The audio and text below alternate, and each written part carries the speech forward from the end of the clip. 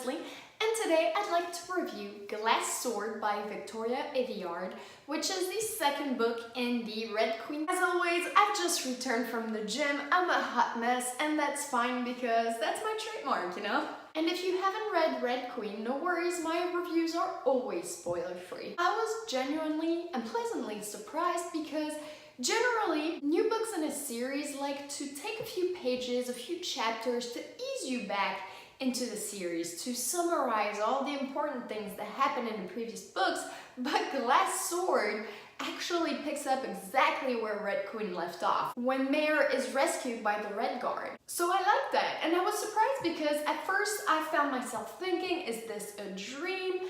Or is it actually happening? And then I was like, oh, okay, it's happening. Cool, we're right back into the action. So the plot evolves into a new mission for our main characters, and they're now looking for the new bloods before the king gets his hands on them and kills them all. And this book is extremely emotionally driven. I found myself tearing up on multiple occasions because I was that invested into the characters' thoughts and outcomes. And through this novel as well, I enjoy Mare's character so much because she's such a broken person. She is attempting to save the lives of other people who are like her, but she is constantly criticized and scrutinized over every choice that she makes. Not only does she blame herself for the death that is happening around her, but people are making her feel like what she is doing is not enough when this poor girl is sacrificing every inch of her being. It seems that the people who are surrounding her have forgotten the fact that she is a 17-year-old girl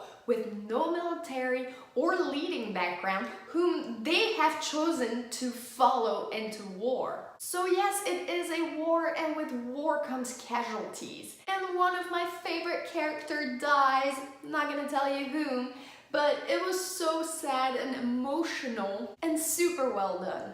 As I said in my Red Queen review, I enjoy Victoria Aveyard's writing very much. It's very elegant, it's very smooth, and it doesn't appear to be trying so hard.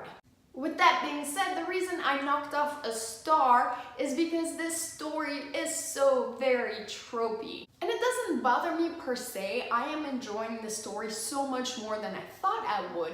But in the very first novel, we are introduced to the love triangle and the chosen one trope. Now in this novel, we're introduced to, the character who sacrifices themselves and offers to willingly go with the bad guy in order to save their friend trope. And that is so overly done. So in two novels, we have three tropes that I generally hate. Again, I am enjoying this story so much more than I thought I ever would.